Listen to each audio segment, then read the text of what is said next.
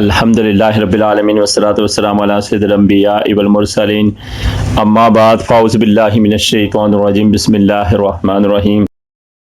محترم بزرگوں، دوستوں، نوجوان ساتھیوں، محترم بہنوں، پیارے بچوں، السلام علیکم ورحمۃ اللہ وبرکاتہ۔ آج کی ویڈیو میں حضرت امام اعظم ابو حنیفہ رحمۃ اللہ تعالی علیہ کا بیان کیا جائے گا۔ نام و القاب۔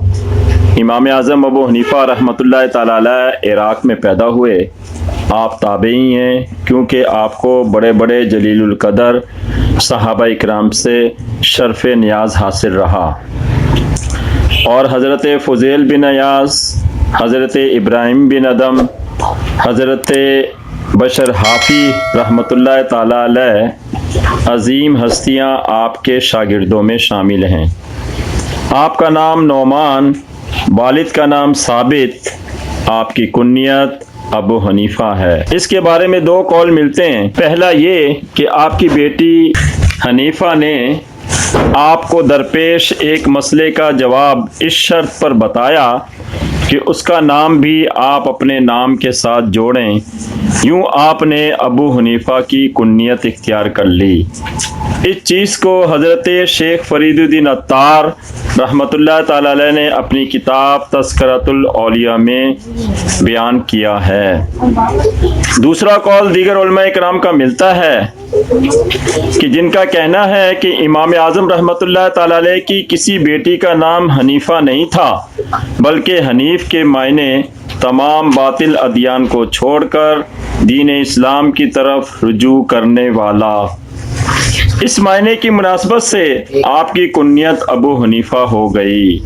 زیادہ صحیح یہی قول ہے، باقی اللہ تعالیٰ عز و جل بہتر جانتا ہے۔ آپ کا لقب امام اعظم ہے، اس کی وجہ تسمیہ یہ ہے کہ اہل سنت والجماعت کے چاروں اماموں میں آپ بڑے ہیں، باقی تینوں امام بالواسطہ طور پر یا بلا واسطہ طور پر آپ کے شاگردوں میں آتے ہیں، اس لیے آپ امام اعظم کے لقب سے مشہور ہو گئے۔ علمیت۔ آپ بچپن ہی سے بڑے نیک ذہین علم والے تھے۔ آپ کی علمیت کی عظمت کا اندازہ اس سے لگائیں کہ آپ کے اساتذہ میں صحابہ کرام کا نام آتا ہے۔ اسی طرح حضرت امام جعفر صادق رحمۃ اللہ تعالی علیہ سے بھی آپ نے علم دین حاصل کیا۔ انہی صحبتوں کے سبب آپ علم شریعت کے مہر و ماہ بن کر آسمان طریقت پر روشن ہوئے۔ آپ نہ صرف رموز حقیقت سے آگاہ تھے، بلکہ مشکل سے مشکل مسائل و علوم کے معانی و مطالب واضح کر دیتے تھے۔ آپ کی عظمت کا اندازہ اس سے لگائیں کہ غیر مسلم بھی آپ کی تعریف کرتے اور آپ کا احترام کرتے تھے۔ آپ کا مقام و مرتبہ۔ آپ مقام عظیم کے حامل ہیں، چنانچہ جب آپ دنیا سے کنارہ کش ہو کر خلوت میں عبادت و ریاضت میں مشغول ہو گئے اور ایک رات سوئے تو خواب میں رسول اللہ صلی اللہ علیہ وسلم کا دیدار ہوا۔ حضور علیہ السلام نے فرمایا، اے ابو حنیفہ، اللہ تعالیٰ نے تیری تخلیق میری سنت کے اظہار کے لیے فرمائی ہے، لہٰذا دنیا سے کنارہ کش مت ہو۔ بحکم رسول صلی اللہ تعالیٰ علیہ وسلم آپ نے گوشہ نشینی ختم کر دی اور مخلوق کی اصلاح کا بیڑا اٹھایا۔ اسی طرح ایک بار آپ نے خواب میں دیکھا کہ حضور علیہ السلام کی قبر انور کو میں کھود رہا ہوں۔ آپ خوف و دہشت کے مارے خواب سے بیدار ہوئے اور خوابوں کی تعبیر کے ماہر حضرت امام محمد بن سیرین رحمۃ اللہ تعالی علیہ کے پاس پہنچے اور ان کو یہ خواب سنایا تو انہوں نے فرمایا، یہ خواب بڑا مبارک ہے اور آپ کو سنت نبوی پرکھنے میں وہ مرتبہ عطا ہوگا کہ صحیح احادیث کی شناخت ہو جائے گی۔ چنانچہ بعد میں یہ خواب پورا ہوا اور امام اعظم رحمۃ اللہ تعالی علیہ نے قرآن و حدیث کی روشنی میں فقہ حنفی جاری کیا، جو امت مسلمہ کے لیے دین اسلام پر عمل کرنے میں معاون ثابت ہوا، اور امت مسلمہ کی ایک کثیر تعداد آج فقہ حنفی کے تحت دین اسلام پر بآسانی عمل کرتی ہے۔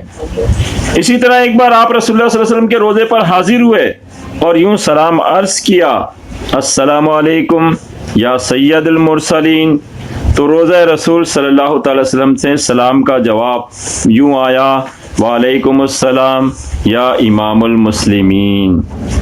یہ عظیم شرف آپ جیسی خوش بختوں کے سوا کس کو نصیب ہو سکتا ہے؟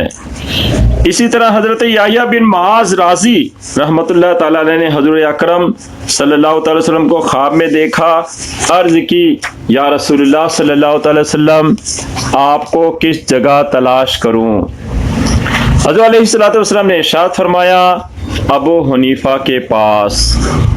یوں ہی حضرت داتا گنج بخش رحمۃ اللہ تعالی علیہ فرماتے ہیں کہ میں ایک بار حضرت بلال کی قبر کے پاس سو رہا تھا، میں نے خواب میں دیکھا کہ میں مکہ معظمہ میں ہوں اور حضور علیہ الصلوۃ والسلام ایک معمر شخص کو اپنے آغوش مبارک میں لیے ہوئے باب بنی شیبہ سے تشریف لائے۔ مجھے حیرت زدہ دیکھ کر ارشاد فرمایا، یہ مسلمانوں کا امام اور تمہارے ملک کا باشندہ ابو حنیفہ ہے۔ تقوی و پرہیزگاری۔ آپ بڑے ایماندار، متقی اور خوف خدا رکھنے والے شخص تھے۔ آپ کپڑے کا کاروبار کرتے تھے۔ ایک بار خادم نے بغیر عیب بتائے کپڑا فروخت کر دیا۔ جب آپ کو پتہ چلا تو آپ نے وہ ساری رقم راہ خدا میں دے دی۔ آپ کو حکمران وقت نے قاضی کا عہدہ پیش کیا، مگر آپ نے اس کو یہ کہہ کر ٹھکرا دیا کہ میں مخلوق خدا میں انصاف نہ کر سکوں گا۔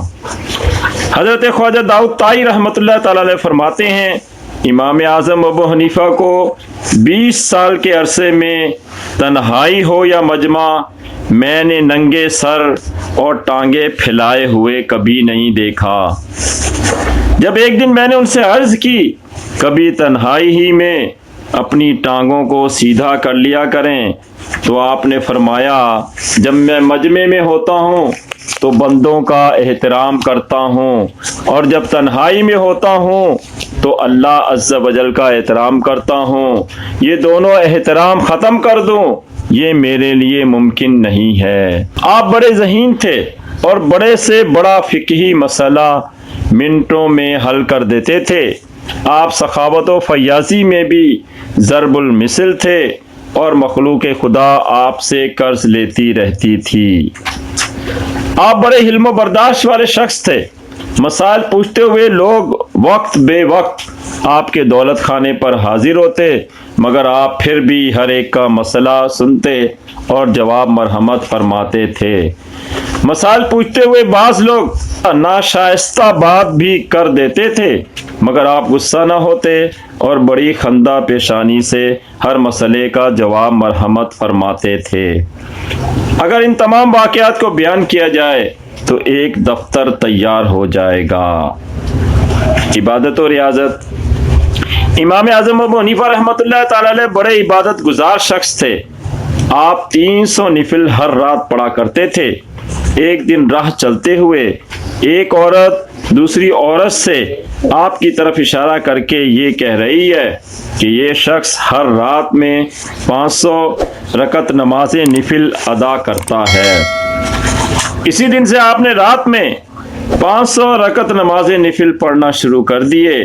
اسی طرح راہ چلتے ہوئے پھر آپ نے کسی سے سنا کہ کوئی دوسرے سے کہہ رہا تھا کہ یہ شخص 1000 رکعت نماز نفل روز رات میں ادا کرتا ہے۔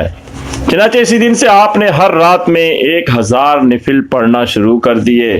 پھر آپ کے ایک شاگرد نے آپ سے عرض کی کہ لوگ یہ سمجھتے ہیں کہ آپ رات بھر جاگ کر اللہ کی عبادت کرتے ہیں۔ آپ نے ارشاد فرمایا، اب میں پوری رات جاگ کر اللہ عز و جل کی عبادت کروں گا۔ جب شاگرد نے اس کی وجہ پوچھی تو آپ نے فرمایا، اللہ کا یہ ارشاد ہے کہ بعض بندے اپنی اس تعریف کو پسند کرتے ہیں جو ان میں نہیں ہے، اور میں ایسے گروہ میں شامل ہونا نہیں چاہتا۔ اس دن کے بعد سے ایک قول کے مطابق 20 سال، دوسرے قول کے مطابق 40 سال تک آپ نے عشاء کی وضو سے نماز فجر ادا کی، اور طویل سجدوں کی وجہ سے آپ کے گھٹنوں میں اونٹ کے گھٹنوں جیسے گٹھے پڑ گئے تھے۔ ہاں وہ چھوٹی چھوٹی باتیں کہ جنہیں دوسرے لوگ گناہ نہیں نہ سمجھتے تھے ان سے بھی پرہیز کرتے تھے۔ وصال غرض کے کروڑوں حنفیوں کے امام سراج الائمہ آفتاب علم و عرفان اپنی ذوفشانیاں دکھا کر آخر کار اس ماہ کی یعنی 4 رجب المرجب کو 150 ہجری کو غروب ہو گیا، مگر اس کی جلائی ہوئی شمعیں آج بھی تاریکی میں اجالا کر رہی ہیں۔ ان کو اللہ تعالیٰ عز و جل نے وہ عظیم مرتبہ دیا کہ آج دنیا کے اکثر مسلمان ان کے مقلد ہیں اور تقریباً دنیا کی 2/3 آبادی مسلک حنفی پر عمل کرتی ہے۔ آپ کے مقلدین میں بڑے بڑے اولیاء کرام بھی شامل ہیں۔ ایسی ہی عظیم ہستیوں کے لیے علامہ اقبال نے کیا خوب فرمایا تھا، ہزاروں سال نرگس اپنی بے نوری پہ روتی ہے، ہزاروں سال نرگس اپنی بے نوری پہ روتی ہے، بڑی مشکل سے ہوتا ہے چمن میں دیدور پیدا۔ امام اعظم رحمت اللہ تعالی علیہ کے وصال کے بعد حضرت نوفل بن حبان رحمت اللہ تعالی علیہ نے خواب میں دیکھا کہ قیامت قائم ہو گئی اور لوگ حساب کتاب میں مصروف ہیں اور حوض کوثر پر اللہ کے نبی صلی اللہ تعالی علیہ وسلم تشریف فرما ہیں، آپ کے ارد گرد بزرگ کھڑے ہیں اور میں نے دیکھا کہ امام اعظم ابو حنیفہ رحمت اللہ تعالی علیہ لوگوں سے یہ فرما رہے ہیں کہ میں حضور علیہ الصلوۃ والسلام کی اجازت کے بغیر کسی کو بھی پانی نہیں دوں گا۔ پھر حضور علیہ الصلوۃ والسلام نے میرے لیے ارشاد فرمایا کہ اس کو پانی دو، چنانچہ امام اعظم نے مجھ کو 1 گلاس پانی کا دیا۔ پھر میں نے امام اعظم رحمت اللہ تعالی علیہ سے گرد کھڑے بزرگوں کے نام دریافت کیے تو آپ نے فرمایا یہ اللہ کے خلیل حضرت ابراہیم علیہ السلام ہیں، یہ حضرت ابو بکر صدیق ہیں رضی اللہ تعالیٰ عنہ، اور میں ان ناموں کو اپنی انگلیوں کے پوروں پر گننے لگا۔ امام صاحب نے مجھے 17 نام گنوائے، پھر میری جب آنکھ کھلی تو میں نے دیکھا میری انگلیوں کے 17ویں پورے پر میرا انگوٹھا تھا، یعنی حالت خواب ہی میں نے 17 نام گن لیے تھے۔ خداوند عالم ہمیں بھی امام الائمہ سراج الائمہ حضرت امام اعظم ابو حنیفہ رحمت اللہ تعالی علیہ کی طرح دین اسلام کی خدمت کرنے کی اور ان کے نقش قدم پر چلنے کی توفیق عطا فرمائے، آمین بجاہ النبی الامین صلی اللہ تعالی علیہ وسلم، وما علینا الا البلاغ۔